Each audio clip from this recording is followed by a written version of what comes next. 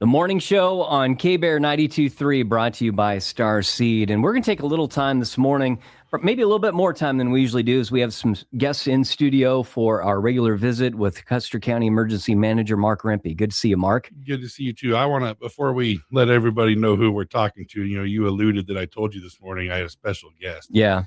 You didn't tell everybody the rest of that conversation. I responded after you said, yep, that I can't remember exactly how it went. It better be the Easter Bunny or I'm going to be disappointed. That's what I said. And then I told you're not going to be disappointed, but it's not the Easter Bunny. This is obviously not the Easter Bunny. Who do we have in here with us today? Mark? I have with us Captain Brian. I am not going to attempt your last name. De Los Santos. He is with IA Team 6, who has been stationed here in Broken Bow for the last week. Just ready to help any of the fire departments in our area. He's been tasked by the governor, by a request from the governor, to be one of the 6 teams pre-positioned. If any of the fire departments get anything, they just needed to ask. Thankfully, knock on wood, after we kind of got over the hump on these fires, these guys have had really nothing to do, which that's a good thing. But Brian's going to just help answer some of the questions that the general public maybe have been asking all of us for week, 2 weeks, somewhere in there. Now, if folks, as you're listening or watching on Facebook or YouTube Live, if you use the comments, go ahead and put your questions in there, and we'll try to help out with those, and we'll ask a few ourselves. Captain De Los Santos, maybe just start out and talk about your role in these recent fires in Nebraska. Sure. So we are part of a incident management team that comes in to handle large disasters of all sorts, and we break that down into different positions. I'm filling the role as a division supervisor is what we call it. And that basically gives me either a geographic or functional task with some resources to manage. Many times in wildfire, we have to break things up because they're just so large. And so in this case here, they've given me generally the center part of Nebraska with a handful of resources. There's another task force out in Columbus area. There's 6 of them spread out throughout the state.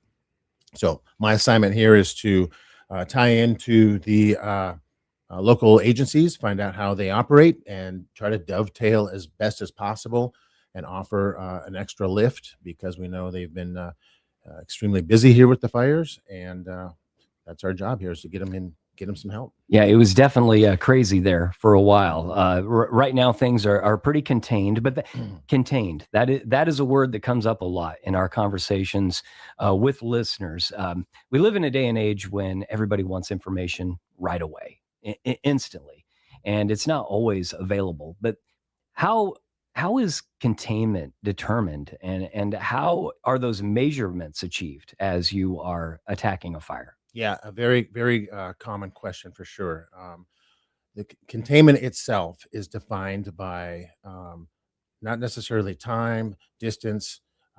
What it really has to do with is a guy like me, who is maybe in charge of 7 miles of fire line or something like that, walking it, assessing from my crews, what are the odds of that fire escaping the control lines. So when we stop a fire, we stop it quickly with either water or control lines, aircraft, etc. But that's all we're doing, is stopping the forward motion of that fire. It takes days, sometimes weeks, depending on the fuel model that it's burning in, to literally put our hand in the dirt for that whole distance and make sure things like embers, trees that are still burning, maybe 5, 10, half a mile away from the fire edge in the black area, won't spread if there's a wind event that comes up a week later, or maybe tree roots are still smoldering underneath the ground, and they kind of burn underneath our fire control line and pop up on the other side and start what we call a slop over or an escaped fire. So when a division supervisor assesses that potential and realizes that, or determines that there's 100% chance that will not happen based on their knowledge, the weather, the fuels, all these factors, they are the ones that turn around and tell the commanders, hey, I feel like this section of line is contained. And so when that happens around the fire from all the different division supervisors, when they put all that intel together, That's when you start building those, hey, we're 10% contained, 20%, and it keeps going up.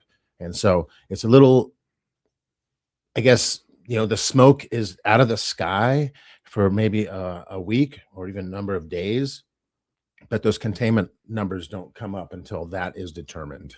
If that makes any Okay. Yeah. sense. I appreciate you explaining that. I think a lot of folks wonder why they're not getting hourly updates on this kind of thing. But I think the way you described it really does explain that. With it's a culmination of all that information that is gathered from a number of sources. Yeah, like And I that's said, why those updates come in maybe daily or twice a day. that's right. I mean, literally, one of the tools that we use is the back of our hand, and we go along with our hand crews and put our hand in the dirt. We can feel, hey, that's hotter than just the sun. There's something in there. Let's get our tools and our water and dig down.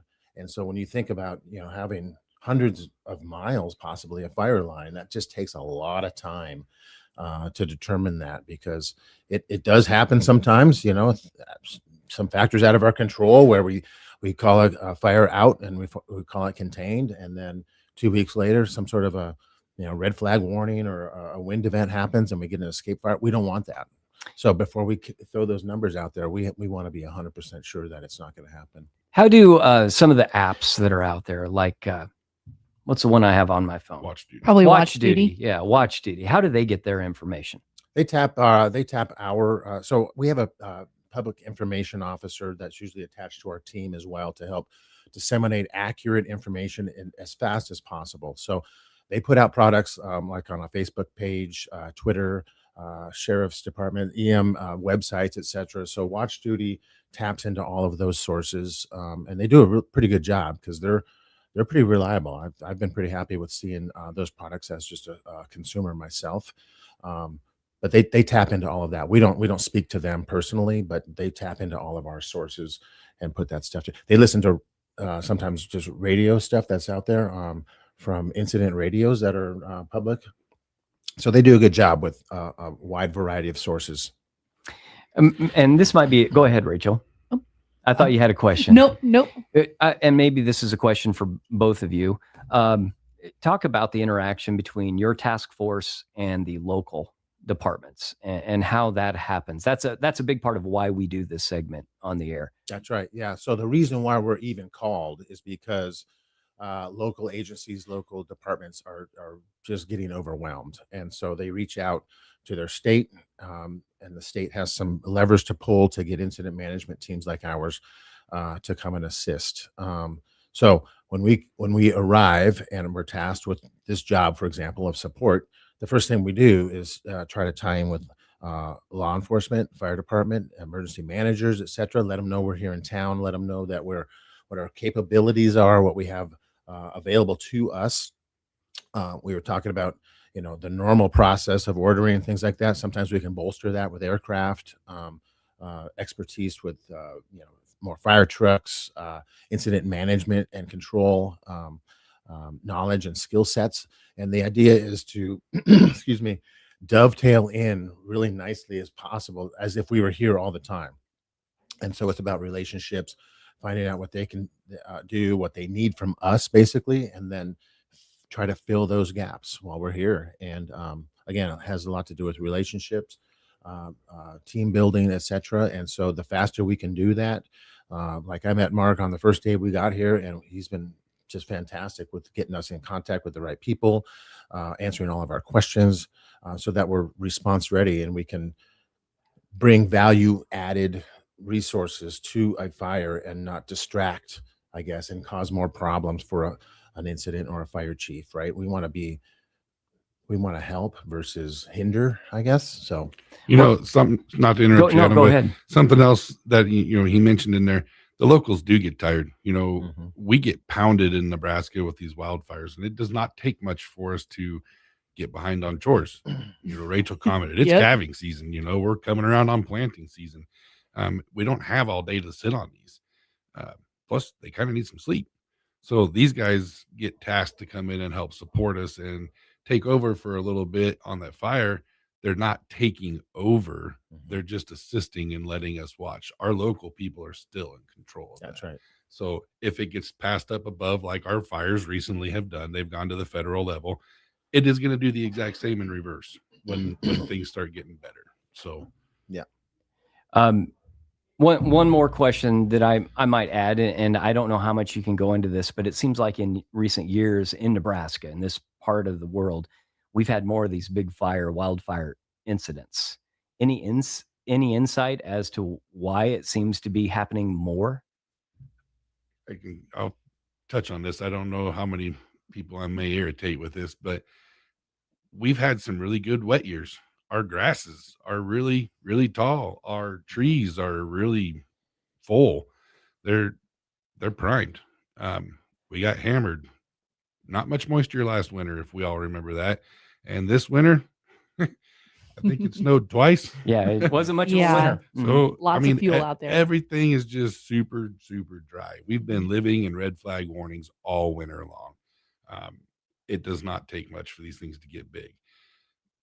If you don't jump on that with 10 fire departments immediately right off the bat, which is not really possible, you're behind. When you got a 60-mile-an-hour wind, there's nothing any fire crew in the world can do about a 60-mile-an-hour wind. It's just do what you can and hope you can catch up with it. So our conditions are just perfect, Adam. It's really hard to keep these things from happening. Yeah. Well, we owe a debt of gratitude to our volunteer firemen, all of our first responders, task force, and communicators like yourself with the Custer County Emergency Management, and Captain Del Santos. Thank you so much for coming in. We appreciate the conversation. And Mark, we'll do this again real soon, I hope. Again, maybe I'll bring the Easter Bunny with me next time. He won't be as busy maybe in a couple weeks. He might be sleeping. He's booked this weekend. So Thank you so much. We appreciate it. That's our Custer County Emergency Manager's report on K-Bear 92.3.